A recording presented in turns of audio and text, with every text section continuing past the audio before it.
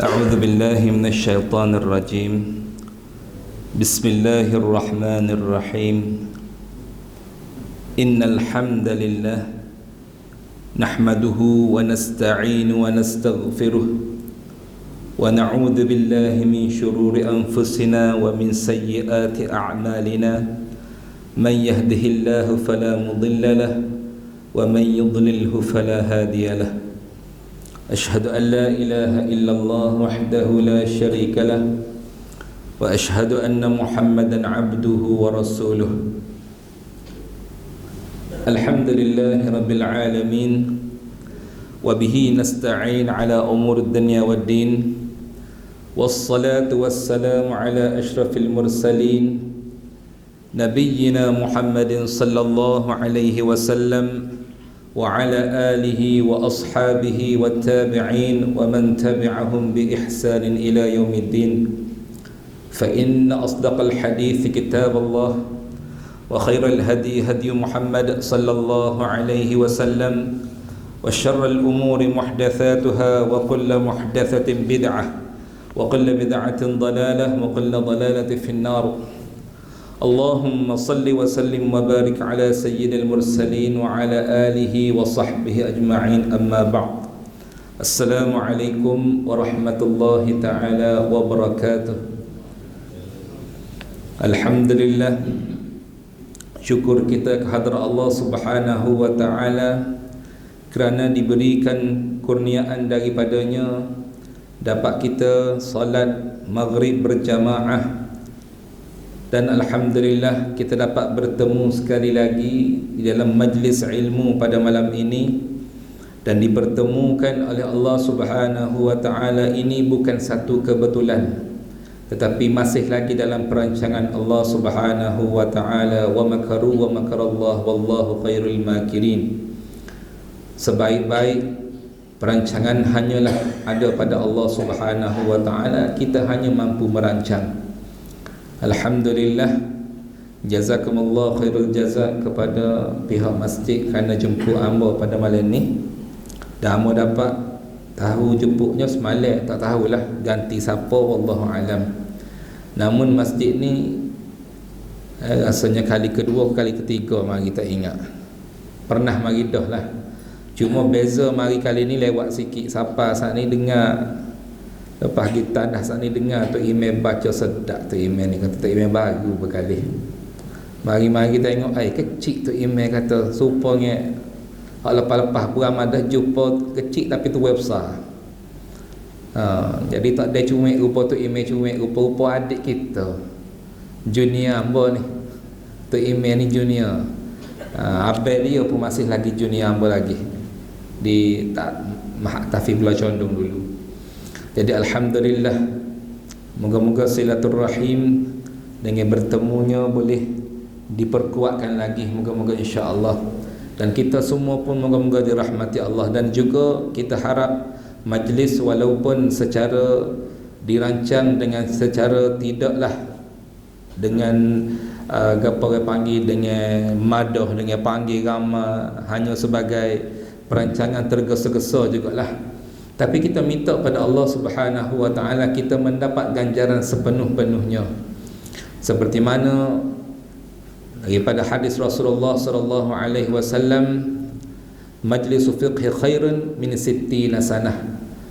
Mana-mana orang yang duduk di dalam satu majlis ilmu, memahami ilmu Allah, tak kira lah kadang-kadang ilmu Allah yang kita dengar siapa-siapa mengajar sahaja, kadang-kadang ngajarnya benda kita tahu dah, ataupun kita tahu tapi kurang kemah dan sebagainya. Asal ke ilmu Allah, memahami mendalami ilmu Allah, khairun min sittina sanah, lebih baik daripada ibadat sunat selama 60 tahun. Kita nak ibadat sunat 60 tahun memang tak termampu. Tidak ada seorang pun makhluk Allah yang secara ghaliknya, yang kebiasaannya tak mampu untuk beribadah tanpa rehat 60 tahun. Tanpa nikah, tanpa hijau, tanpa buat hijau, buat anak bini, tak ada dan sebagainya. Ibadah 24 jam selama 60 tahun. Tetapi kebesaran ilmu, mendalami ilmu agama Allah ni duduk sekejap aja. Mungkin sejak, mungkin 45 minit, tapi pahalanya lebih hebat lagi daripada ibadat 60 tahun. Hebat. Ibadat sunat 60 tahun. Jadi tahniahlah kepada yang terpilih pada malam ni. Tahniah dulu. Kerana dalam banyak-banyak di kampung Jelujuk ni apa? Jejuluk. Jejuluk ni. Tapi Allah pilih kita. Dalam satu balai cabutan bertuah tu Allah pilih kita. Maka yang ada ni lah yang bertuah belaka. Itu pun dipilih pula. Mula-mula pilih mari semaya dulu. Lepas tu pilih pula hak kekal atas masjid pula. Ada setengah pakai cuk tubik. Yang mari bisik, balik tengok TV3 sedap ni, berita hebat ni masa ni. Contohnya dah. Kau cerita kau, jadi tarik punggung banyak-nyok balik. Orang best mari pula. Tu hak golik ramai lagu tu. Hak tu tak terpilih tu. Tapi hak terpilih dapat tangkis. Biar aku nak duduk semata. Bukan lama pun. Berita paning tahu juga. Berita ni tak sudah kata tunggu 24 jam. Tahu lepas 10 minit kita balik tahu dah. Supaya kata nak umum apa-apa, duk tunggu tu gak, nak umum PM baru ni tunggu pagi subuh tak umum lagi. Dah baru ni lah. Hamba tunggu juga. Dah pukul 3 pagi tak agak dah. Dah. Tapi nak dah siapa masa dia? Beres juga. Jadi tak sedap bergaduh ya. Yang penting biar kita dapat ilmu Allah Subhanahu wa taala. Insya-Allah. Jadi pada malam ni ambo kira sambung tajuk ambo lah. Sebab jemputan ni tidak bertajuk. Bila tidak bertajuk, ambo bawa tajuk ambo yang mana ambo bawa dah untuk part 1 ataupun kita panggil sesi pertama. Jadi malam ni sesi kedua. Tapi sesi kedua pun masih lagi awal lagi. Sebab start pada dalam 3 hari lepas di Masjid Kok Keli Topak. Jadi start situ tu ambil 2 peringgit orang bel jadi tak ada nak ulah panjang lah. Jadi kita sambung part 2 pada malam ni. Jadi kita rekod TV pada malam ni. Nak tengok ada TV pun boleh lah. Cuma kena buka YouTube lah. Jadi masuk dalam YouTube insya-Allah. Jadi part 1 di Masjid Kok Keli dan ni part 2 insya-Allah. Tajuknya adalah yang sesuai pada zaman lah ni. Kealpaan di akhir zaman. Kealpaan di akhir zaman ni dengan erti kata lain, alpa-alpa ni bahasa Kelantan pun pakai juga alpa ni. Alpa ni lupa, kelalaian di akhir zaman. Sebab benda ni nak tak nak memang berlaku. Terutamanya di akhir zaman. Kenapa? Di akhir zaman ni orang semakin ramai mengejar kemewahan, semakin ramai mengejar keduniaan dan banyak tanda-tanda akhir zaman. Jadi kita ni betul ke berada di era akhir zaman. Dan apa yang kita nak utarakan di sini sedikit sebanyak yang memang Allah Taala telah pun catat dalam Al-Quran, wa mal hayatud dunya illa mata'ul ghurur. Dan memang ada pun dunia ni dicipta, dibuat untuk kita semata-mata untuk keseronokan, untuk diuji. Sebagai satu ujian, uji untuk apa? Nak tengok siapa dia yang tertipu. Tipah tertipu. Jadi tengok siapa-siapa yang tertipu. Jadi tertipu itulah maka tidak berjaya. Yang tidak tertipu maka berjaya. Jadi sekarang ni dalam bab tertipu ni, tertipu-tipu ni banyak yang berlaku di akhir zaman tanpa kita sedar. Daripada pucuk pimpinan, daripada gapo orang panggil raja, daripada gapo orang panggil lagi Perdana Menteri ataupun menteri besar, ataupun gapo orang panggil Esko ataupun YB ataupun Tok Ngulu, pemimpin dia panggil. Bermula daripada pucuk pimpinan telah pun banyak berlaku di akhir zaman ni, dia panggil tertipu. Bukan dia saja, siapakah kita pun sebut habis pandai ni. Cuma nak bermula kita start daripada pucuk dulu. Tertipu dengan kuasa pemimpin dulu. Mana tertipu dia? Tertipu mula-mulanya tertipu dengan kuasa. Tu orang kata 3 yang boleh menyebabkan seseorang ni jatuh ataupun jatuh dari segi ke arah kebinasaan, sama ada kebinasaan daripada neraka itu sendiri ataupun dari kehidupan itu sendiri. Kehidupan lagu mana? Contoh, kalau contohlah orang dia ada suami dah, suami ada dah, boleh juga tertipu dengan 3 tah juga. Nah, ada isteri lah kan sebagai contoh. Ataupun kalau bukan isteri pun daripada pelajar lagi pun juga 3 tah. Tak nikah lagi pun sama 3 tah kata. Yang pertama tahta. Ni lah. Tahta ni lah dia panggil kuasa. Tahta. Yang kedua harta. Yang pertama lah harta, yang kedua tahta, yang ketiga wanita. Kalau orang lelaki lah, 3 tah ni khususnya untuk orang lelaki. Orang belah tabir duduk dia beres, tak kena. Tapi nak ayatnya kebiasaannya berlaku pada 3 tah ni, salah satu tahnya adalah kuasa. Tertipunya pemimpin bermula daripada tertipu kuasa, berebut nak jadi ketua. Daripada nak jadi tok ngulu, tok gawa apa berebut. Contoh, kita bukan ayat kapun ni, dah bukan ayat negeri ni, negara ni dah. Cuma ini antara tanda akhir zaman. Tertipu berebut punya berebut dah. Berebut nak jadi pemimpin, nak jadinya habis-habis ring, manifestonya habis ring. Janji. Kalau kita punya manifesto macam sepon ngundi, bukan mau tuju pada politik. Cuma kita nak tuju manifesto juga orang panggil macam supaya tok ngulu contoh. Kalau undi ambo jadi tok ngulu, ambo projek jalan gini dan sebagainya. Ada. Mana manifesto tu janji. Turun minyak lah contoh. Ada. Gotu begoni macam-macam janji. Dan ketika sebelum daripada jadi pemimpin, dia bangkang segala benda.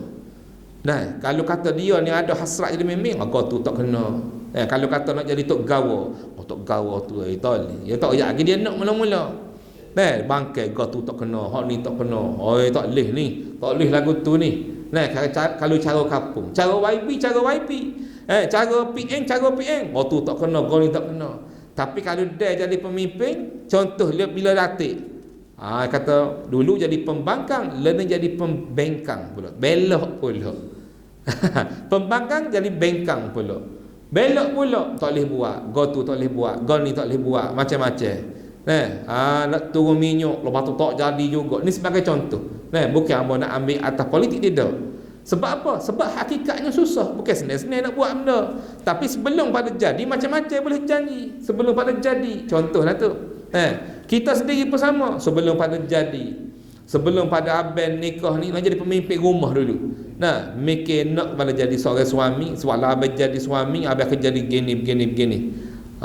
Kalau contoh kita nak, ni na'udzubillah lah, kita minat kau bini orang, contoh duk saing. Ni ada berlaku di zaman lah ni, akhir zaman ni. Nak kepada kuasa sebagai seorang pemimpin dalam sebuah rumah tangga, dia nak, maka dia akan bangkang habis-habisan. Habis-habisan ni suami demo berat. Tak boleh lagu ni, tak kena lagu tu, mana boleh buat lagu ni, begini dan sebagainya. Tapi siapa tanggi dia kahwin ni pisah jadi untuk lelaki lebih kurang 2 kali 5, 5 kali 2. Tu nak ayat yang pertama, tertipu di akhir zaman. Kenapa? Kerana tajuk tertipu yang pertama adalah kerana kuasa. Itu pemimpin. Yang kedua, ulama dan agamawan juga ada yang tertipu. Na'udzubillah min dzalik. Kenapa? Ada juga yang tertipu. Bila jadi agamawan, bila jadi ulama, jadi masyhur, jadi soho, maka tertipu dengan populariti dia panggil.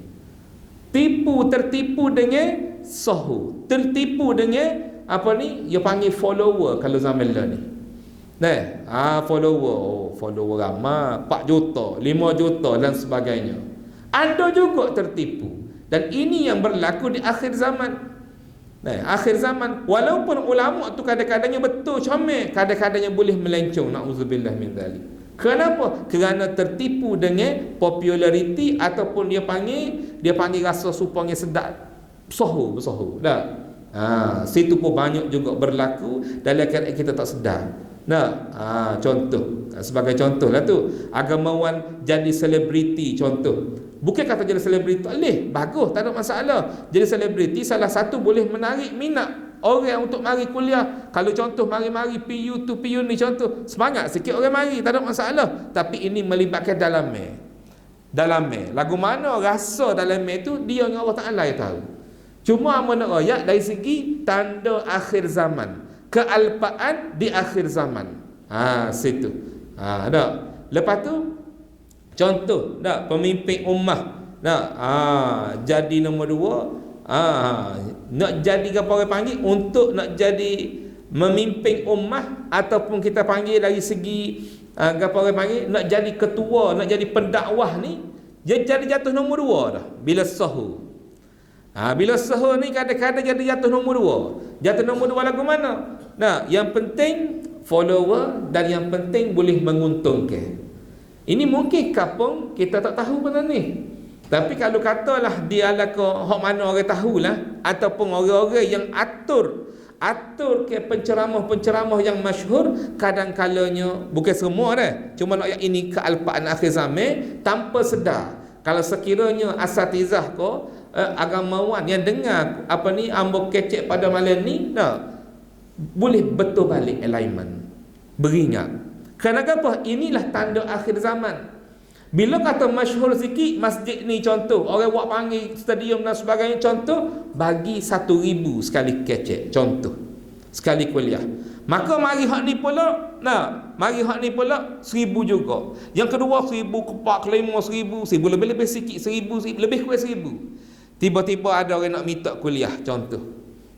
Dia berkata jumpa dengan PA hamba lah. Bila jumpa dengan PA pun tanya, bayaran macam mana ya? Bayaran macam mana? Kita masjid kita mampu mungkin dalam lebih kurang 300 hingga 500 gitulah, contoh. Ustaz ni sibuk sebenarnya, dia jadual dia penuh. Jadual dia penuh, jadi saya tak boleh nak ejah lah. Tapi kalau biasa orang bagi 1,000, contoh tu 1,000. Ada yang 4,000, ada yang 7,000. Tak kena pada tiket, contoh anak ambo kena organizer hak atur kuliah ni. Pernah dia tanya ambo, bila ambo pergi ke Kuantan, pergi ke Pahang, maka dia atur 10 buah masjid. Sebelum dia atur tu dia tanya ambo dulu, Ustaz, maaf lah nak tanya soalan sensitif sikit. Tak apa, tanya-tanya. Saya nak tanya, biasa bayar ustaz berapa jadi saya kata, tak sedap ni. Soalan ni bukan soalan sensitif, soalan yang tidak boleh ditanya sebenarnya. Sebab mukhlisin lahuddin, keikhlasan dalam agama tak boleh. Amba kata tak ada bayaran lah seni. Amba kata amba tak ada bayaran. Kalau nak bayar terpulang, tak saya bayar tak ada masalah. Nak beri hadiah hamba terima, tak beri pun tak apa. Kalau tak beri pun hamba faham. Kalau kata dia nak beri sekadar untuk minyak kereta cukup lah. Tak usah ada siapa berat kepada masjid.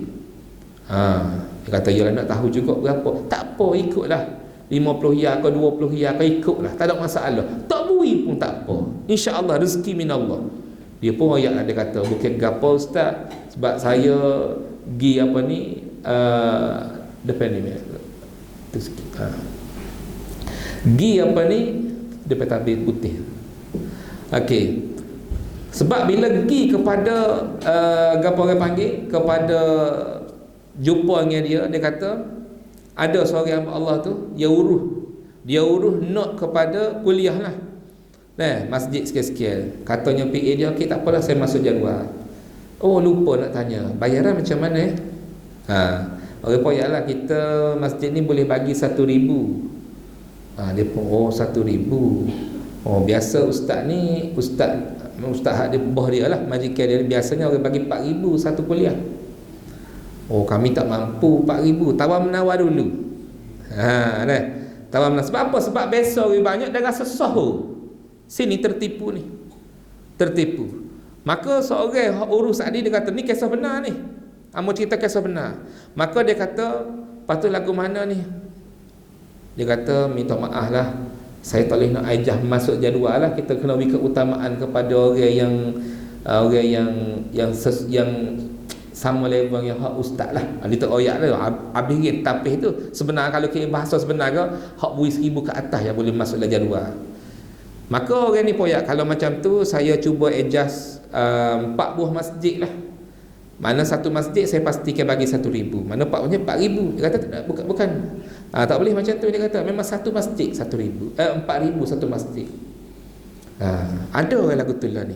Dan ada juga berhijrah daripada betul-betul artis, selebriti, masuk dakwah sikit, colek apa ni, apa panggil, celok sikit, pakai serbai panjang sikit ekor, buat besar sikit serbai, maka buat daripada contoh rock dan sebagainya. Maka dia kata apa, duduk dalam rock ni orang tak apa nak buat konsert tak apa laku lah ni. Jadi ustaz lah pula. Jadi ustaz berapa? 5,000 sekali kecek. Lebih daripada waktu duk nyanyi atas petang. Ini berlaku. Dan PA dia siap telefon lah pula. Hello, ustaz sikit-sikit contoh. Contoh bekas artis. Free ni masa ni. Hari sikit-sikit minggu depan free. Jadi bolehlah kuliah maghrib boleh, subuh, subuh, duha, zuhur, asar, maghrib. Dia kata okey, boleh orang nak atur. Tapi bayaran 5,000 satu sesi. Tu ada. Itulah antara tanda-tanda akhir zaman yang mana agamawan ataupun ulama ataupun asatizah yang menggunakan agama untuk mencari keduniaan. Ini antara tanda-tanda akhir zaman, kealpaan akhir zaman. Dan ini juga sesuai dengan hadis Rasulullah sallallahu alaihi wasallam. Orang yang letak ke dunia ke depan ni adalah ulama, ataupun kalau ulama lah, kita ambil ulama lah, dia panggil termasuk dalam ulama yang jahat. Ulama yang letak kepada dunia depan, dia tergolong daripada ulama yang terjahat, digolong ulama yang jahat, digolongkan dalam agama. Seperti mana hadis Rasulullah sallallahu alaihi wasallam, bahaya mereka ni lebih bahaya daripada dajjal. Seperti mana hadis Rasulullah, ana min ghairi dajjal akhwafu alaikum min ad-dajjal. Rasulullah kata aku daripada dajjal ada satu golongan yang aku lebih takut, lebih aku bimbang daripada dajjal. Maka sahabat tanya, wa ma huwa ya Rasulullah? Siapa dia Rasulullah? Maka Rasulullah pun ayat, qala ulama usu, ulama jahat. Kenapa jahat? Antara salah satu jahatnya adalah mula-mula dia letak harga pada diri dia, letak harga kepada kuliah dia, nak boleh dan sebagainya. Lama kelamaan dia tidak ada rasa bahawa dia salah, semuanya betul belaka. Dan bila orang tanya soalan-soalan, maka dia akan sentiasa betul dan dia tidak ada pun yang tak tahu. Akhir sekali bila tanya soalan yang bukan bidang dia, maka dia jawab juga kerana takut nampak dia ni tak cerdik. Maka di situlah berlakunya ulama usul, ulama jahat. Contoh, dia bidang hadis, tiba-tiba orang tanya bab fiqh. Ni banyak sangat berlaku. Ataupun dia bidang al-lughatul arabiyyah, dia bidang betul-betul, walaupun dia profesor, tapi profesor bahagian bahasa Arab. Tiba-tiba orang tanya bab ilmu akidah, contoh, maka dia pun akan jawab dengan bahasa yang dia terjemah. Ini banyak sangat berlaku. Contoh, tiba-tiba orang tanya dia, maksud apa sebenarnya doktor ataupun profesor? Contoh, profesor dah, tapi profesor bahasa Arab. Lama sangat bila orang kampung, terutamanya orang kita orang Melayu, bila bunyi kecak Arab sikit, sedap ni. Makhraj sedap ni. Arab molek lah, aling ni. Sebut Arab aling lalu. Padahal ngaji bahasa Arab baru jadi Abu Jahal baru. Profesor dah, profesor baru Abu Lahab. Nak ayat bunyinya, kalau tak ngaji ilmu fardu ain. Bila orang tanya, maka dia akan jawab ikut terjemahan dia. Dia ikut terjemahan sebab dia ngaji bahasa Arab. Ar-Rahmanu 'alal 'arsy istawa. Allah Taala duduk atas arasy. Lagu mana orang tanya? Dia kata duduk cara seperti kita ya. Sebab dia kata duduk, kita tak boleh nak ingkar sebab itu adalah bahasa jelas dah. Orang pendengar profesor kecek ni Allah kali. Habis sesat. Situlah bahaya pada dajjal. Kenapa? Kerana rasa hebat, kerana dia sahur. Nampak tak? Tu hak kita kira alim lah. Alim bab dia lah. Kalau kata hak artis tak tahulah, tak berapa alim mana lagi, baru pick up baca buku. Tapi bila orang tanya, dia pun jawab dengan sedap lah sebab dia sahur tu. Situ banyak berlaku. Inilah antara tanda-tanda akhir zaman, dan inilah dia panggil kelalaian di akhir zaman. Dan kelalaian inilah bila kita sebut akhir zaman, maka tak dapat tidak sinonim dengan perkataan akhir zaman adalah akan berlakunya Dajjal akan sapa. Dajjal akan tubik, akan sapa, akan keluar. Maka sebelum Dajjal keluar, maka Allah Ta'ala atas ujian yang paling besar adalah ujian yang lebih bahaya daripada Dajjal adalah ulama usul. Maka dia startlah menidakkan ulama tu, menidakkan ustaz tu, tok guru tu tak betul, tok guru ni tak betul dan sebagainya. Ataupun dia buat kalimah-kalimah, dia tolak kalimah-kalimah syair-syair dan sebagainya daripada ulama-ulama mujtahid mutlak. Dia nganying, dia perli. Sebab apa? Sebab dia rasa dia hebat. Asalnya kerana dia rasa suka, dia rasa dia ni di keawang-awangnya dipuji, diampung, payah nak royak. Nah, rasa hanyut, rasa terapung, orang puji, oh hebat bro, oh hebat. Dia pun memang dalam. Jadi sebab apa? Sebab tak mengaji 3 benda. Tu sebab daripada anak kecil wajib kita kena pastikan anak kita wajib, daripada anak bukan anak je, kita sendiri pun sama. Sebelum jadi pilot, sebelum jadi arkitek, sebelum jadi doktor, pastikan ngaji wajib 3 perkara. Yang pertama, fiqh wajiblah untuk betul semaya, ibadat, puasa dan sebagainya. Nombor 1. Nombor 2, akidah. Antara paling penting akidah. Kerana apa? Kalau lari sikit i'tiqad, maka lari tergelincirlah daripada agama. Walaupun doktor tu pakai piyah sekali mana pun. Doktor pakai serbai, pergi kerja di USM contoh. Habis kerja anak, tapi akidah tak mengaji. Ngaji apa dia? Sebab baru ngaji hadis, ngaji tafsir, maka dia pun pakai serbai, menampak ngaji sikit. Selilit serbai, dia cocok orang. Macam biasalah kerja dia. Tapi berasa hebat. Kenapa? Kerana ngajak agama dah. Contoh. Maka situ startlah dia tak faham tentang yadullah fawqa aidihim. Dia tak faham tangan-tangan Allah di atas tangan-tangan kamu. Tangan Allah lagu mana? Dia pula ikut hak dia faham. Benda tu bab akidah. Mari orang tanya bab sakit lagu mana? Hak ni berat dah ni. Oh ni tahap 4 dah ni. Pendek kata esok mati dah ni. Dah sedap dah kecek. Pakai tak ada gantung langsung kepada Allah Taala. Sebab apa? Kalau tengok kau ni tahap 4 ni, masuk tahap 5 dah ni. Jadi saya bagi masa lah. Masa expired dia lebih kurang dalam 7 hari 3 jam. Contoh, pakai doa kan? Pakai sampai jam pun boleh beritahu dan sebagainya. Contoh, tidak ada. Benda ni berlaku. Baru-baru ni pak saudara hamba sendiri kena. Pak saudara hamba sendiri kena, umur tu wadah lah 89 dah umur. Tapi Allah Ta'ala panjang umur dia, alhamdulillah. Sakit. Pergi cek doktor tak tahu. Dia ke doktor kedua tak tahu, 3 tak tahu, tak ada gapo. Last sekali tahu. Buah pinggir. Kena masalah sakit buah pinggir tahap 4 dah. Dan bila kena tahap 4, doktor tu jawab lalu, dia kata tahap 4 ni umur dia ni tak lama dah ni. Kalau dok seminggu 2 minggu tak ada dah ni. Anak-anak kelak kabut balik belakang dia lupa dah cepat gini. Tak silap ni masuk bulan 3 dah. Dok molek-molek dok makan rumah. Atau mana hak 2 minggu? Nak ayat sebab apa? Tak ada pergantungnya pada Allah. Tak ada kata ni kalau kira ni berat dah sebenarnya kalau ikut pengajian hamba, tapi tak mustahil pada Allah Taala akan nak sihat. Sebab sihat ni ataupun sihat, sakit, sembuh, sembuh kau sakit semua hak Allah Taala berlaku.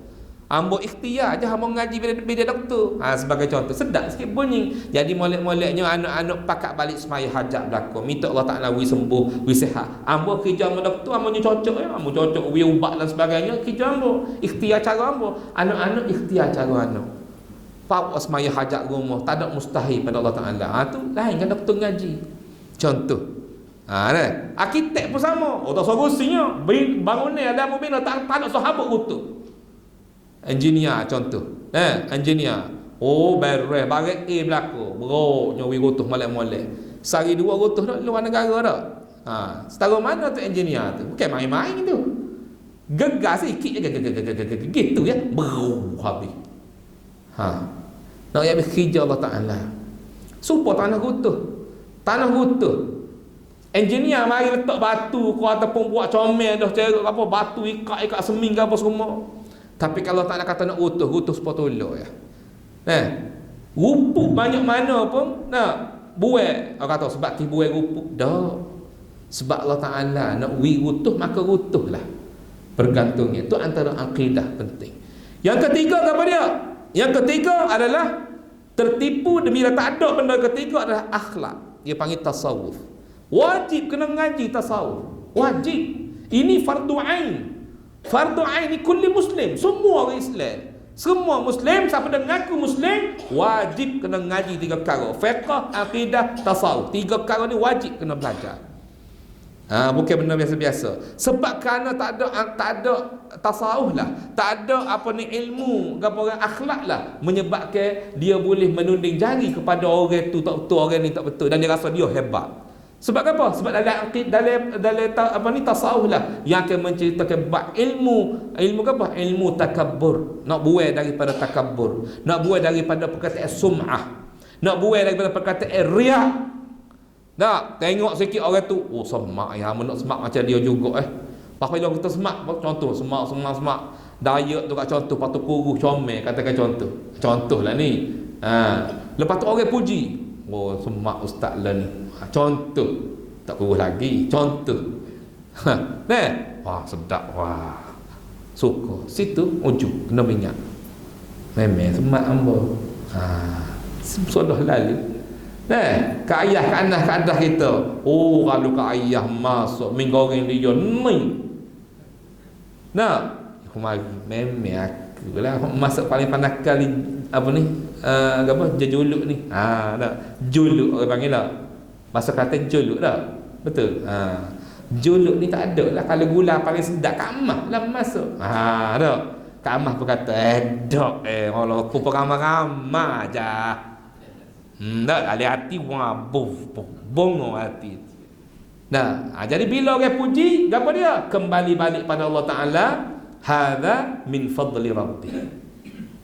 Semua ni kelebihan yang aku ada ni hanya milik Allah. Benda ni mari tahu tak? Setan akan mari bisik. Kalau tak ada ilmu, kita tak boleh nak buat benar. Dan jadi dosa kepada kita. Amos tak oyak. Amos diri. Mari perasaan lagu mana? Bila kata kita mari perasaan nak nasyid ko, nak jadi terimal ko, berasa sedap sikit kan, mari berasa hak kita. Sedap. Tapi bila mari perasaan sum'ah, kita pun istighfar, ya Allah, dak ya Allah, milikmu ya Allah. Semua hakmu belaka ya Allah, bukan hak aku. Situ penting kalau ngaji. Mari perasaan tu, mari. Contoh. Dalam Pak Wan, hak kata tajuk yang sama. Amo bawa ilahi lastulil firdausi ahlan. Terus-terus amo raya. Amo sendiri mari perasaan itu. Amo siap paling ke anak buah hamba kata, oh, mic sedap ni. Kita apa ni? Kita nasyid sikit malam ni. Tak, betul tak? Masa tu mari tu, nak mari. Wah, sedap. Tengah duk buat tu, rakaat kedua, bawa melah mari teringat. Allah, bukan hak aku dia Allah.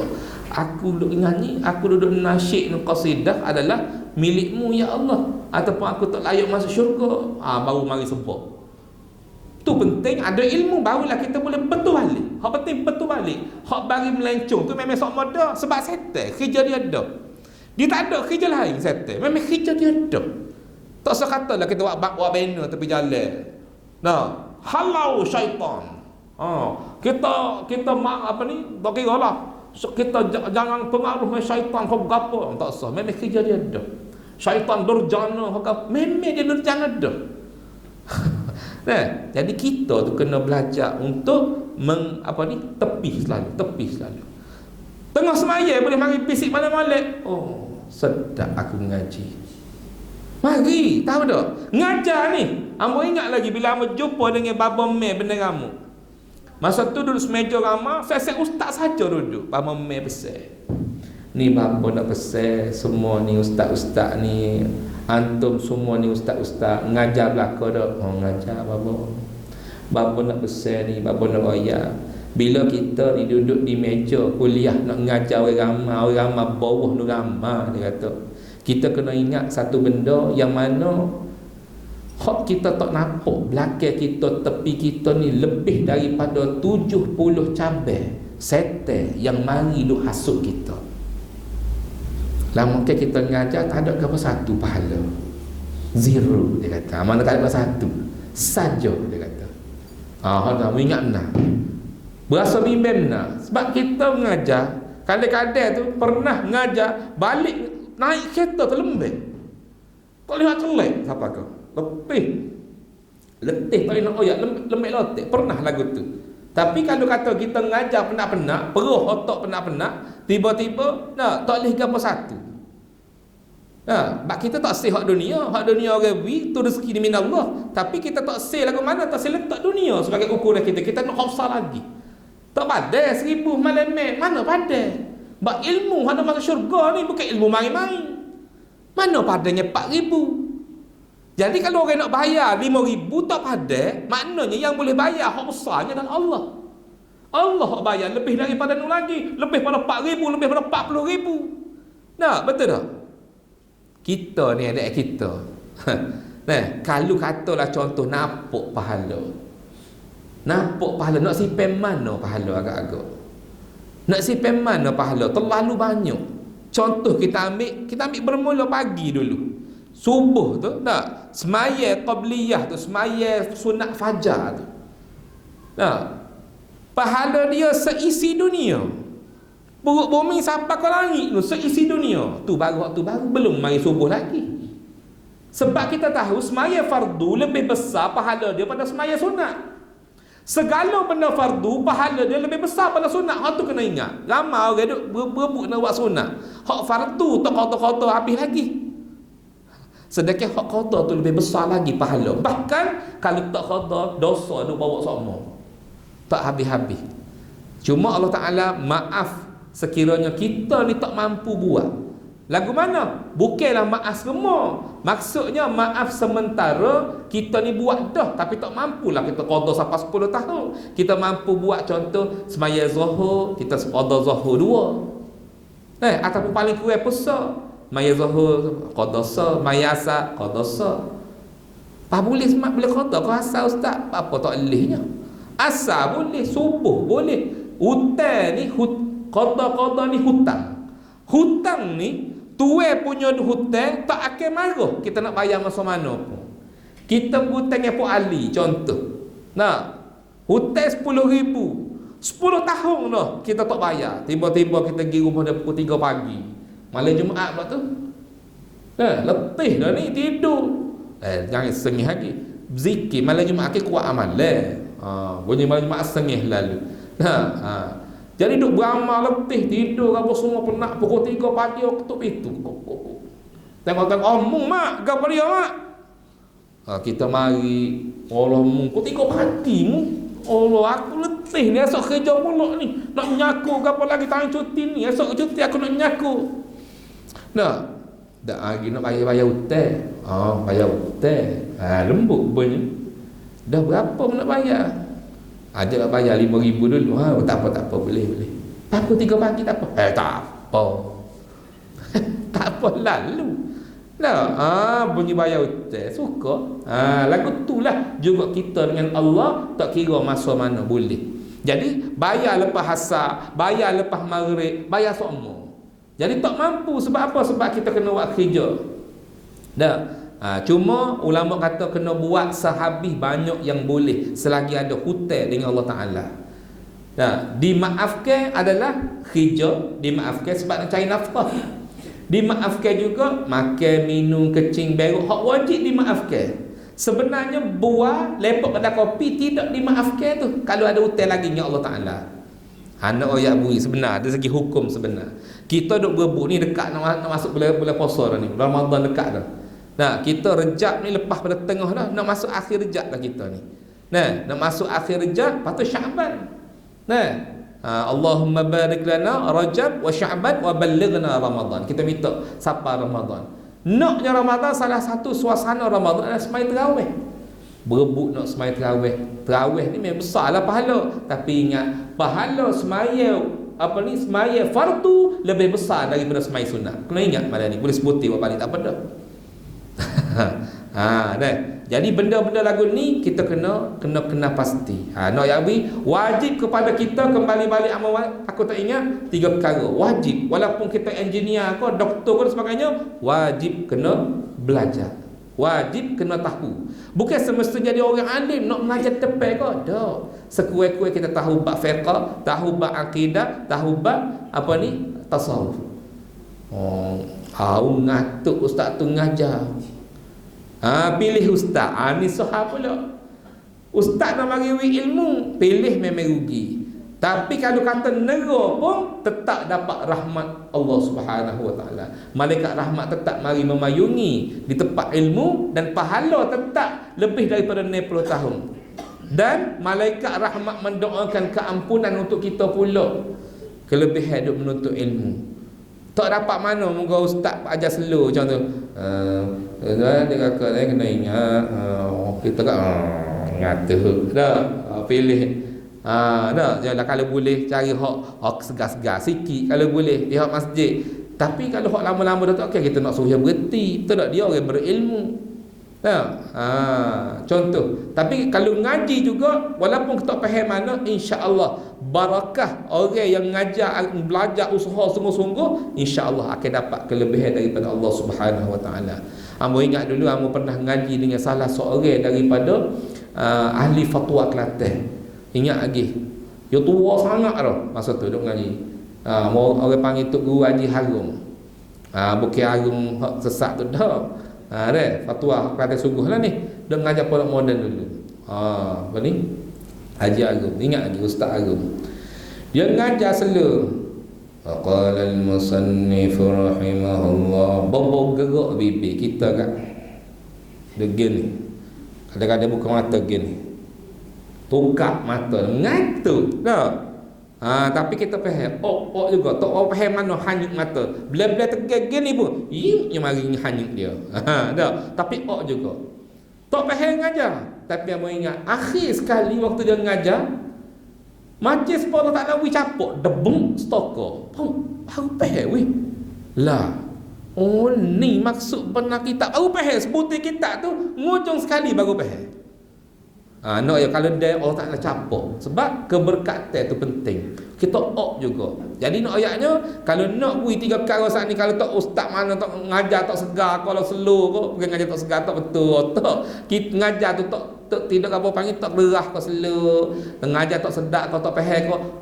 Mari juga untuk dapat rahmat Allah. Banyak kelebihan duduk antara maghrib hingga isyak. Dah. Okey.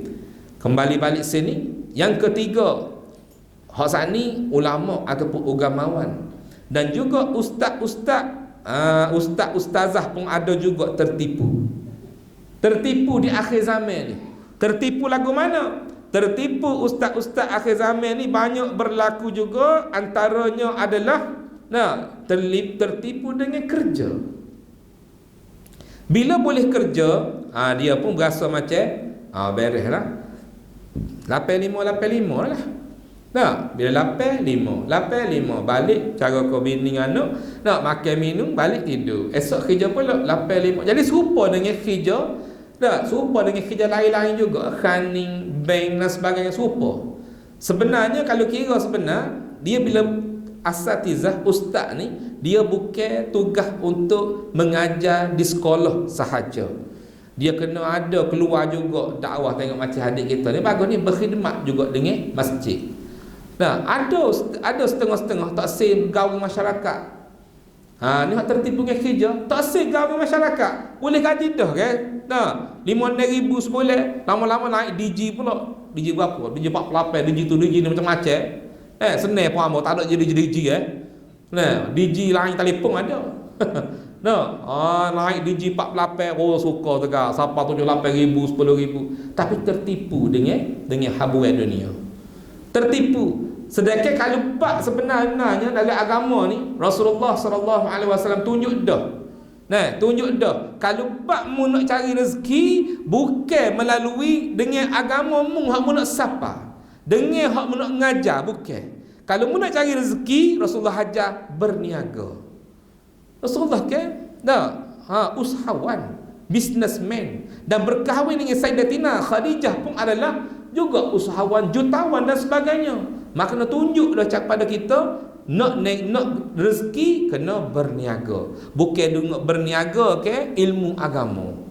Hak ulama tadi pun lebih kurang juga kat sana. Gunakan ilmu agama untuk nak cari sahur, cari duit. Ustazah ni pula ada tertipu dengan kerja ngajar madrasah. Lepas tu berebut nak buka madrasah pula. Ni pun satu hal juga. Bila kata ada tahfiz macam tu, nampak boleh petikal lah. Buka RTS tahfiz. Buka RTS sekolah. Apa salahnya kalau kita pakat tolong maju hak tu? Sekolah penuh situ sekolah sini. Apa tak pergi buka tempat tak ada orang ramai tu. Sabah Sarawak tak ada orang tu. Orang nak ke ilmu tu. Nak Selangor pun banyak tempat tak ada. Ni buka berebut, lepas tu berebut pula yurai dan sebagainya. Sebab apa? Sebab ada dah kira ada income. Nak cari income tu sebab nombor satu saat ni adalah harta dulu. Tertipu. 3 tas saat ni, tas pertama adalah harta. Banyak tertipu dengan harta dulu. Jadi mengharapkan gaji ataupun bantuan daripada masyarakat je. Tak sik usaha cari rezeki. Supaya Rasulullah SAW dan juga para sahabat dengan tunjuk contoh berniaga ataupun bertani ke, membela pera ke apa panggil kambing ke, kubah ke, tak sik. Sebab apa? Sebab boleh gaji dah. Tapi alhamdulillah lah ni dah start apa ni cikgu-cikgu ustaz-ustaz pandai dah nak berniaga. Baguslah supaya tidak ada dalam kepala aku ni harap duit ni. Aku nak cari sunnah juga. Bertani niat sunnah kerana Allah. Orang kaya nombor 4, orang kaya pun tertipu juga. Orang kaya pun tertipu juga. Tipu lagu mana orang kaya? Orang kaya tertipu alpa juga, leka juga dengan mengejar kemewahan. Orang kaya. Sebab apa? Kita nampak sedap dah dia kaya dah beres dah dia. Tenang lah jiwa dia dah. Hak mana tertipu lah. Hak mana tak tertipu dia tenang sungguh. Kamu kenal seorang ama Allah. Seorang haji duduk di Gerem. Rumah dia sama besar dengan masjid hak dia buat. Rasa besar masjid lagi rasa. Hak dia buat masjid. Lepas tu setiap malam dia bawa mari semaya, dia akan bawa duit 2-3-400 dalam poket semua. Dia akan hitam tengok hak mana dia tak wi lagi, hak mana orang susah pun jadi salah wala ni dan sebagainya. Hamba sendiri pun mari boleh juga kadang-kadang. Pembantu hamba pun pergi. Ambil buat semangat sikit tolong ustaz. Ni antara orang yang dermawan, kaya tapi tenang hidup dia. Tenang hidup dia. Buat rumah, buat tahfiz, buat apa ni, buat blay-blay, buat bisnes, buat masjid, buat madrasah, nak free pula kepada masyarakat. Tu bukan berebut buat tahfiz untuk cari duit tak. Betul-betul nak untuk bantu agama Allah. Orang kaya ni tak sedap duduk. Sebab apa? Hak mana tak khabar lah. Sebab kita ingat kau sedap dah kaya dia. Rupanya lepas dia dapat 10 juta, dia nak 1 bilion pula. Aku dapat 10 juta. Lagu mana rasa kalau dapat 1 bilion Walham makan mulut tu letup je. Kalau nasi yang budu-budu je lah contohnya. Kalau ilis sikit spaghetti, serupa je. Orang kampung boleh makan spaghetti lah ni, tak nanti kita jadi kaya. Nak ayat ni kaya, yang pentingnya kaya dalaman, lebih utama lagi. Tertipu, dapat dah 1 bilion, nak 10 bilion pula. Ni orang kaya tertipu. Tak cukup semua. Tu kealpaan di akhir zaman. Dan juga kealpaan di akhir zaman juga tertipu juga orang miskin. Dia orang kaya. Orang miskin pun tertipu juga. Tipu mana? Tertipu dengan nikmat Allah. Nikmat. Bukan kaya je dapat nikmat.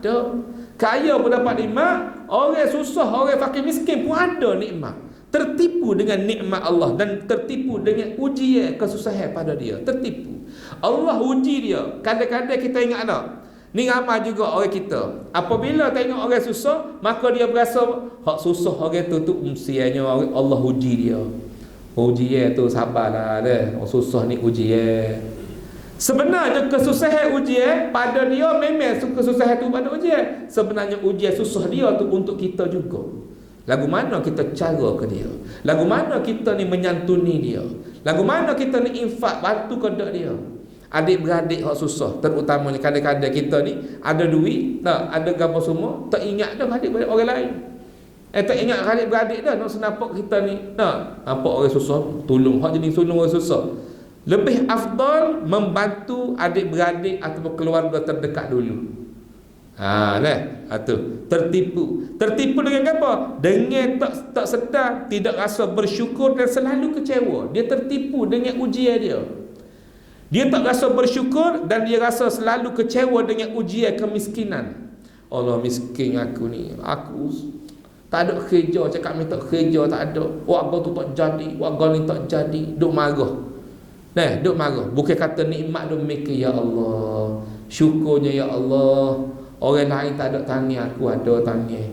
Ramai mana antara kita bila tak angkat tangan doa, kita semaya angkat tangan, berapa ramai boleh renung nikmat Allah sampai dalam daripada jari kita ni, hak kita nampak kulit.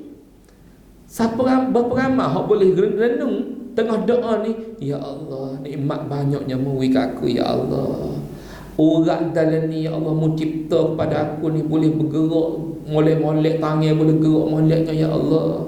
Orang lain ramai kerah, tak boleh, putus dan sebagainya, luka berdarah, cacat, stroke dan sebagainya. Tapi aku ni molek-molek, Allah nikmatnya. Tu saya kata apa? Kalau kata syukur nikmat, barulah Allah Ta'ala akan tambah. Alhamdulillah. Duk tengok orang senang semacam, ya susah. Dia tengok orang senang, sedaknya orang senang, sedaknya orang kaya, boleh pakai kereta besar, boleh rumah besar. Sebenarnya kereta besar, rumah besar tu ujian daripada dia pula. Ujian pada orang senang sana. Lepas Bentley, nak rasa nak pakai lain pula, Lamborghini pula. Lepas Lamborghini, Ferrari pula. Tak puas Ferrari, gapo dia lagi tak kerti dah apa. Nak ayat we tak puas macam. Lepas Ferrari pula gapo dia pula. Sodo. Akhir kali kat heli. Lepas heli pula kapal terbang nak parking mana juluk ni. Lah kali tak boleh juga balik kampung betul ya. Nak serupa ya. Tapi kalau susah mensyukuri nikmat, moga-moga Allah Taala boleh memberikan kelebihan kepada orang kita, kepada orang susah dan sebagainya.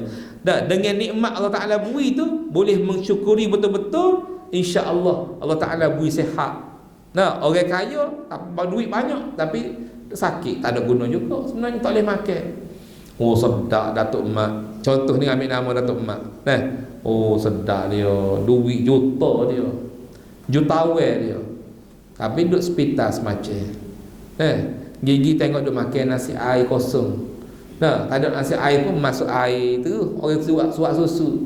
Orang Datuk duit 10 bilion naikkan Datuk, boleh makan dia sedap sikit.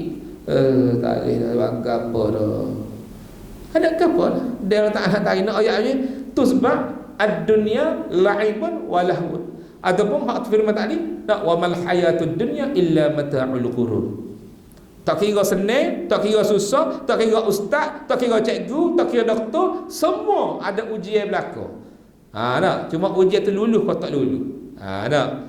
Jadi kemiskinan hak paling yang kita membimbangkan, paling bimbang katanya Rasulullah sallallahu alaihi wasallam, kekufuran ni boleh membawa kepada kekafiran. Kadal faqr an yakuna kufra. Kemiskinan itu hampir menjadi kekafiran. Kenapa? Fakir, kemiskinan tadi boleh menghala fakir miskin boleh menghala ke arah kekafiran. Sebab apa? Sebab tidak tahan dengan ujian dan sebagainya. Tak boleh terima susah dan sebagainya. Sedangkan kalau nak kiranya miskin kaya tu semua ujian daripada Allah Subhanahu Wa Taala.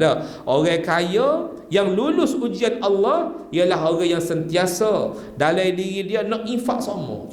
Tak supaya syekh saat ni hak digerung topak. Hari-hari dia mikir nak pergi mana lagi hari ni, nak infak mana lagi. Itu antara orang kaya yang berjaya. Cari semua peluang-peluang kebajikan, nak cari semua mana hak boleh aku infak lagi, mana lagi nak infak, nak bui lagi.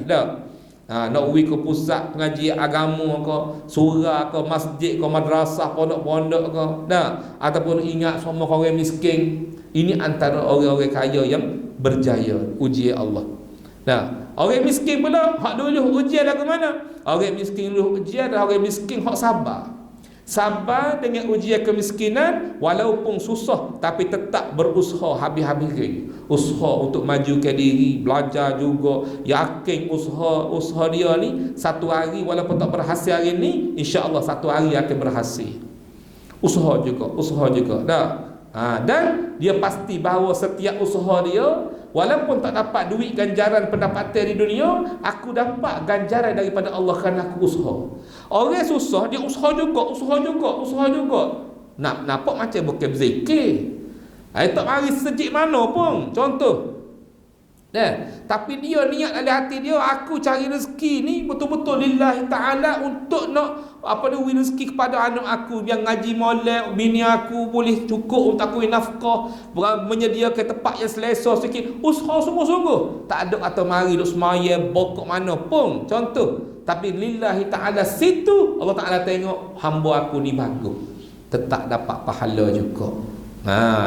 Pahala banyak, pahala pula bukan pahala biasa-biasa. Orang yang sabar dan berusaha sungguh-sungguh, mana dia yakin satu hari Allah Ta'ala akan bagi sama ada hasil dunia ataupun dapat di akhirat nanti, dia kata tak? Maka orang yang susah ni tetap akan dapat keuntungan juga sama ada dunia ataupun akhirat. Itu antara tanda-tanda kealpaan akhir zaman. Banyak lagi lah. Kalau hang hubung poin-poin ni banyak lagi. Suami, isteri. Suami pula agak ulah. Ni baru bak suami segar sikit.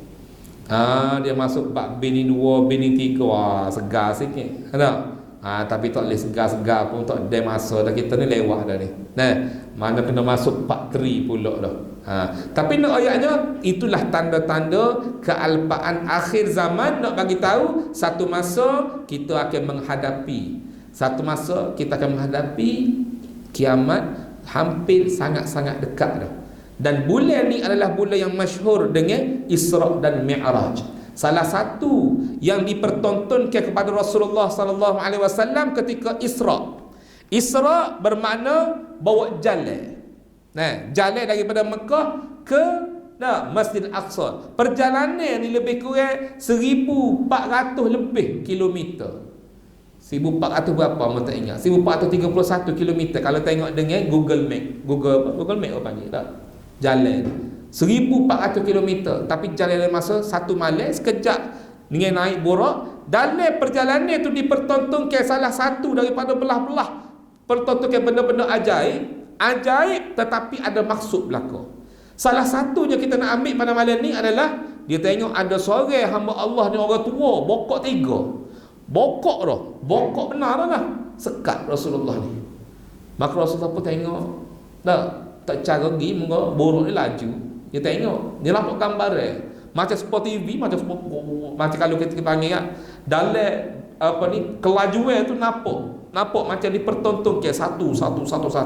Salah satu hak tu, maka Jibril pun ayat itulah gambaran, gambarannya omanya dunia ketika tu bokok 3 dah. Pahala ni tahu 30 dah kali. Bokok 30 kalau lagu mana tak tahu bokok benar dah. Noraknya adalah ke penghujung benar-benar dah. Tapi dalam keadaan hujung ni lah kita tak khabar. Situlah kealpaan, tak khabar. Tak khabar cara tok lelaki, tak khabar cara ustaz, tak khabar cara cikgu, cara doktor, cara engineer, tak khabar nako. Sebab apa? Sebab berasa seronok di dunia hak boleh hari ni. Seronok wa mal hayatun illa mata'ul ghurur. Betul. Untuk sebagai ujian dan tipu daya sahaja. Jadi yang merasa tak silah panjang dah tu. Masuk hak lepas ni pula an-nikah sunnati sudah. Panjang pula. Jadi setakat tu dululah. Kita pun masuk ke 9 dah ni. Jadi hamba minta maaf lah kalau ambil masa panjang sikit. Ayah haji kita pun letih dah tu bunyi nyanyi tu. Minta maaf banyak ayah haji. Jadi insya-Allah ada rezeki kita akan jumpa lagi insya-Allah. Dan seperti mana yang tengok saat ni, anak buah hamba saat ni, pembantu hamba bawa tabung. Tabung ni adalah 3 dalam 1. Tabung ni bukan tabung yang dipaksa suruh isi dah, kepada yang nak isi sahaja. Sebab salah satu tanda ataupun kita salah satu benda menjadi ibadah rebutan pada bulan Rejab ni adalah dengan antaranya tambah amal ibadat, zikir dan sebagainya, juga banyakkan bersedekah. Nah, untuk apa? Untuk bekalan standby untuk nak bawa pergi kepada bulan terdekat adalah bulan Ramadan. Nah, tapi sedekah pada bulan ni dan juga infak kita ataupun ibadah kita, sunat, sembahyang, zikir dan sebagainya berbeza pada bulan lain. Kerana bulan Rejab salah satu bulan Allah. Nah, digelarkan bulan Allah, besar pahala. Jadi tabung ni adalah tabung daripada pondok Tok Kenali. Mau bawa pergi ngajar mana-mana bawa. Bukan kata bawa ni nak suruh pakat bui, tidak. Tapi yang mana nak bui silakan. Gapo dia tabung ni? Tabung ni ada benda ni, bukan bawa saja-saja. Tabung ni ada 3 dalam 1. Kalau siapa-siapa tak tengok rugi. Pas ni pakat kita tengok. Bila-bila jenguk, bila-bila isi. Jangan tengok saja. Sebab dia ada tabung, dia ada tulis atas sosok. Satu tabung paling besar sekali dia panggil tabung infak pembangunan kompleks pusat pengajian Islam Tok Kenali. Untuk maklumnya semua, Tok Kenali pernah memberitahu kepada anak-anak murid dia. Ni cerita original daripada anak murid dia. Dia kata satu hari pondok aku akan jadi pada Jaruk pada Tekuku, dia kata. Tak ada nombor 1, dia kata. Benda ni berlaku sungguh ni, telah berlaku. Masa tu dia royak, anak murid kejut sebab ketika tu anak murid dia ribu-ribu orang. Dikatakan dalam apa ni, ikut sejarah daripada Majlis Agama Islam Kelantan, anak murid Tok Kenali semasa lebih kurang 3 hingga 5,000 orang pelajar. Semasa keseluruhan sepanjang dia mengajar daripada tahun 1909 sampai 1933 dia wafat. Dia meninggal tahun 33. Sepanjang waktu tu anak murid dia melebihi daripada 50,000 orang. Tengah-tengah ramai, tiba-tiba Tok Kenali kata satu hari pondok aku akan jadi pada Jaruk pada Tekuku. Maka anak murid dia dengar ada 4-5 orang tanya. Lepas tu, "Pak, mana lagi anak murid Tok Guru? Pak, mana lagi anak cucu Tok Guru?" Dia kata, "Anak murid aku pakat balik rumah masing-masing, kampung masing-masing, duk buka pondok masing-masing." Berlaku sungguh lah. Di Kelantan ni boleh dikatakan 97% pondok yang ada di Kelantan ni adalah susu galur daripada anak murid Tok Kenali, sanak Tok Kenali. Di Kelantan kita khususnya, luar pun sama, tak tahulah berapa peratus, lebih kurang banyak akan berkembang. Dan yang kedua dia kata anak cucu aku pakat bawa diri masing-masing. Memang betul berlaku. Anak cucu Tok Kenali 70% berada di Saudi. 30% je ada Malaysia ni, termasuk Ambanya. 3 golongan Amba ni golongan 30%. Gi Mekah lama lagi tak kenal. Pok-pok sepupu tu 2 pupu tak kenal. Bawa hadiah, bawa sabit 70 butir, 70 hamba buku besar-besar ni. Besar-besar ni buku macam-macam lah. Perjah adabi lah, gotu lah, macam-macam kopi, tak kopi macam-macam. Buku-buku kemah, buah lebih. Topok. Siapa dia jedah, polis buku, dia kata dadah. Dan nampak buku comel, dia ketah minyak. Sebuku. 70 buku. Rosak lah. Tinggal 69 sebab polis buku. Buku tek. Boleh puasa? Tek dia. Bukan dadah ni kata baru. Tapi nak ayatnya 69 tak mau pergi atas. Tak cukup lagi. Hak berumah tangga 69. Banyak lagi. Ada tak kena dan sebagainya. Anak cucu Tok Kenali. Lepas tu yang ketiga katanya anak murid dia pula, "Patut lagu mana nasib pondok Tok Guru?" Dia kata, "Pondok aku lagu tu lah," dia kata. "Tapi satu hari pondok aku naik balik," dia kata. Naik balik pondok aku ni ketika tu berada di tengah-tengah bandar. Masa tu pelik lah sebab masa tu kampung pondok Tok Kenali tu namanya kampung Beluka. Beluka ni hutan. Noyaknya hutan kawasan tu dulu. Lon ni memang bandar baru Kubang Krian. Tanya ustaz kita lah. Bandar baru Kubang Krian. Masa mau pergi mula-mula pondok Tok Kenali 2011 hamba start jaga. Siapa kalau ni? Masa tu Kubang Krian ni bandar baru Kubang Krian baru beroperasi. Dan bandar baru dia panggil bandar baru satelit. Pasal tumbuh, masa tu baru tengah buat, tak siap lagi. Jadi bila mu tengok nampak separuh baru USM. Dia kata tengah-tengah mana mesti ada alaku alik binjai ke apa pula. Cek memang ada sungguh projek lembah binjai 200 hektar. Dia temu takut balik semua musim. Tanya cek balik pula yang terbaru tubik pula. Mau kita tengok di MPKB, tengok dia panggil projek Diraja Al-Muhammadi. Dah aku bagi kan. Mau kita tengok plan besar dia. Tengok so sahaja warna kelabu, tengok dekat dia tulis tapak warisan, dia tulis. Tapak warisan adalah salah satu-satunya pondok yang berada dalam peta bandar Diraja Al-Muhammadi. Pondok Tok Kenali. Jadi hamba dengan seiring cerita ni, hamba nak usaha untuk membangun ke balik Pondok Tok Kenali, dan alhamdulillah untuk maklumat semua, hasil daripada hamba duk pergi mari kuliah-kuliah, kita telah pun beli tanah satu keping, itu nak besar kawasan. Beli dah satu keping tanah, harga dia 700,000. Alhamdulillah sesar. Ni masuk tanah kedua, bayar dah 95,000, bayar dah 10%. Harga dia 950,000. Mahal kawasan tu. Sejuta, seka sejuta, orang tak si lagi, bukan orang nak lagi, seka sejuta, orang tak si lagi di Kuberi. Nak royak burinya, hak kata 950,000 tu kecil lah tu, baru tak silap hamba. Dalam separuh tak siapa, 2/5. 2/5 tak siapa separuh. Hak 700,000 tu separuh, 521 depa, 700,000. Dan banyak lagi tanah kita nak ambil, dan insya-Allah dalam masa terdekat ni kita dah sampai masuk, insya-Allah kalau tak ada apa-apa, esok siap harga detail berapa kos sebenar kita komplek kita nak buat, dan pengambilan tanah berlaku. Dan kita akan buat lebih kurang, keluasan kita ni lebih kurang dalam hampir 3 ekar. Kalau ustaz ya tahu sepak sepik macam mana 3 ekar, sebab kita akan beli belakang home beli, kita akan buat semua takut belakang, insya-Allah. Dalam plan besar kita, insya-Allah ada belakang dalam tu komplek, ada belakang dalam tu dengan kliniknya, dengan untuk warga mah, dan boleh memuatkan pelajar lebih kurang 2,000 orang pelajar. Insya-Allah 1,500 tidur situ dan 500 bulan. InsyaAllah. Jadi kalau siapa-siapa yang nak infak, insya-Allah duit dia akan bawa untuk kita nak besar, nak cari dana. InsyaAllah kalau tak ada apa-apa boleh puasa ni agak-agak lah dia lah masuk TV dan sebagainya, kita akan viral sehabis-habis seusaha kita lah, insya-Allah. Antaranya ni kita buat rekod ni pun salah satu nak publish pondok kita. Ni kita buat dalam page YouTube Pondok Tok Kenali Official. Siapa-siapa nak tengok rekod ni ataupun rekod-rekod amboh lepas-lepas, Pondok Tok Kenali Official, insya-Allah boleh pakat tengok, insya-Allah. Okey. Jadi situ untuk kompleks. Itu yang pertama, yang paling besar, tabung paling besar sekali. Tabung yang kedua, hak ni pun siapa yang nak pahala segera, dia panggil wakaf siap. Tempat ambo belajar dan tempat ustaz kita belajar. Tak, bukan macam Pondok Kenali dulu kan. Juz 1 sampai darjah ni deh. Betul? Sama dengan ambo. Darjah 1 sampai darjah ni, sama sekolah dengan dia. Yang ustaz kita tu, imam kita ni. Sekolah tu telah pun dimajukan, diasaskan oleh arwah ayah hamba sendiri pada tahun 1980.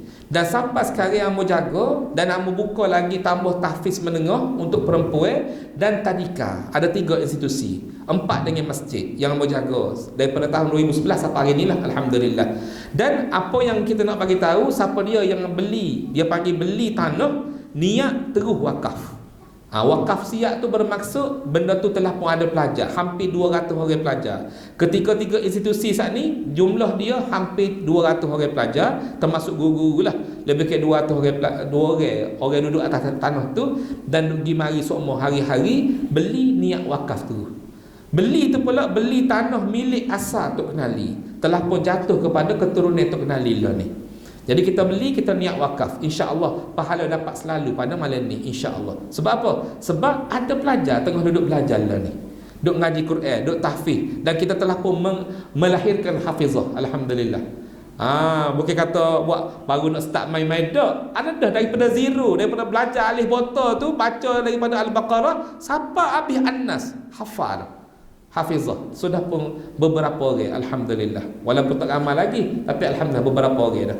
Okey. Tabung ketiga adalah umum. Untuk bayar PI, sedekah, zakat. Dia ada tulis di situ dan lain-lain. Ada warna hijau ada.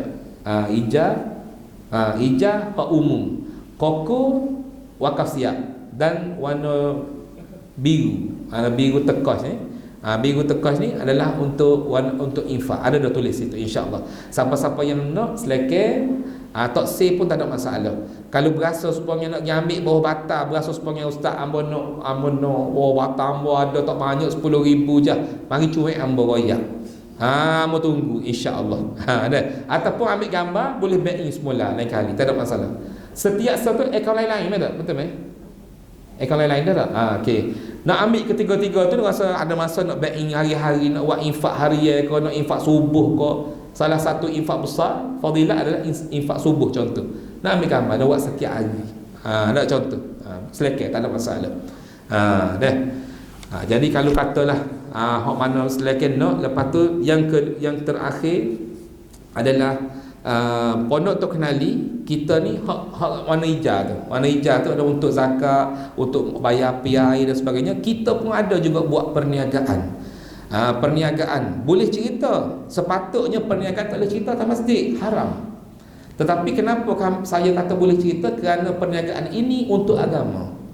Jualan amal dia panggil. Jadi jualan amal kita antaranya adalah kita jual kurma, antaranya susu kambing ada, susu kambing hak debu lah. Bukan hak kalau hak cair tu nanti masai pula ada. Ada juga susu kambing, lepas tu kurma ajwa. Lah ni saya sebut kurma je lah sebab ada bawa pun kurma ajwa atas kereta, insya-Allah siapa-siapa nak. Susu kambing ada 2-3 kotak kalau ada pun. Hak kurma ajwa ni saya nak ayat kita ambil direct daripada kebun dan tidak diawet, tidak apa panggil, tak semua racun. Tak semua racun apa-apa. Kita ambil terus packing dalam botol. Jadi botol pun kita buat sikit-sikit supaya orang boleh rasa. Sebab kalau nak beli di Mekah, harga 1 kilo pun 60, 80, 120 dan sebagainya. Dan kita ni pun harga standard sana lebih ke 80 riyal sekilo. Tapi kita packing ni alhamdulillah 1 kilo kalau beli ni pun tak sampai 80, lebih murah pada Mekah lagi.